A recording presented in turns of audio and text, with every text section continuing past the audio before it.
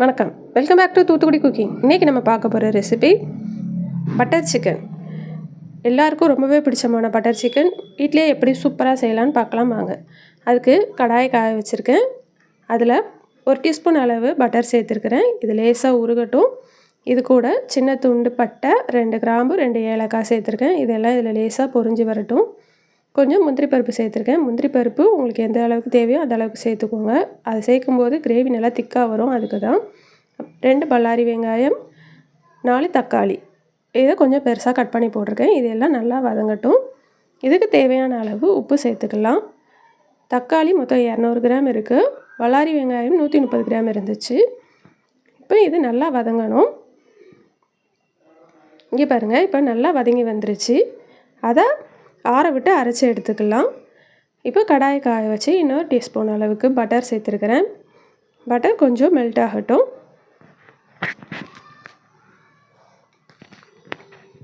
இப்போ butter melt ஆனதும் நம்ம வதக்கி அரைச்சி வச்ச தக்காளி பேஸ்ட்டை சேர்த்துக்கலாம். இது நல்லா வலுவலுன்னு அரைச்சி எடுத்துருக்கணும். இங்கே பாருங்கள், அப்படின்னா தான் கிரேவி நல்லா சூப்பரான டேஸ்ட்டில் இருக்கும். இது கூட 1/4 டீஸ்பூன் அளவு மஞ்சள்தூள் சேர்த்துக்கலாம். 2 டீஸ்பூன் அளவு தனி வத்தத்தூள் சேர்த்துருக்கிறேன். கலர் உங்களுக்கு நல்லா வேணும்னா காஷ்மீரி வத்தத்தூள் சேர்த்துக்கோங்க. வீட்டிலே அரைச்சது சேர்த்துக்கோங்க. 1/2 டீஸ்பூன் அளவு கரம் மசால் பொடி சேர்த்துருக்கிறேன். இப்போ இது எல்லாத்தையும் நல்லா மிக்ஸ் பண்ணிடலாம்.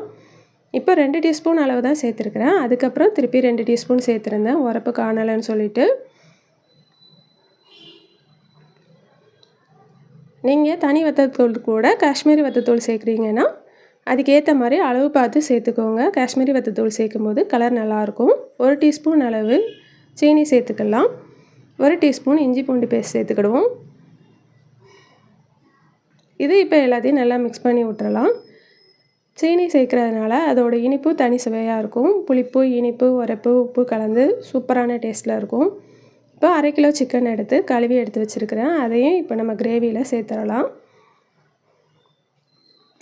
இப்போ இதை சேர்த்துட்டு நல்லா மிக்ஸ் பண்ணி விட்டுறலாம். இதை ஒரு மூடி போட்டு மூடி வேக விட்டுருங்க.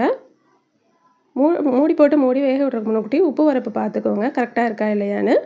நான் கொஞ்சம் உப்பு சேர்த்துருக்குறேன். இப்போ பாருங்கள், நல்லா கொதிச்சு கிரேவி நல்லா வந்துருச்சு.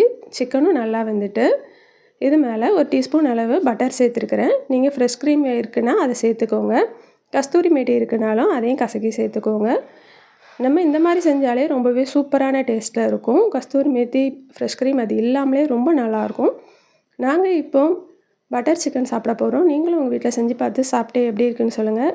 என் சேனல் பிடிச்சிருக்குன்னா லைக் பண்ணுங்கள், ஷேர் பண்ணுங்கள், சப்ஸ்கிரைப் பண்ணுங்கள். ஏற்கனவே சப்ஸ்கிரைப் பண்ண சப்ஸ்கிரைபர்ஸ்க்கும் வியூவர்ஸ்க்கும் என்னோடய நன்றிகள். நன்றி, வணக்கம்.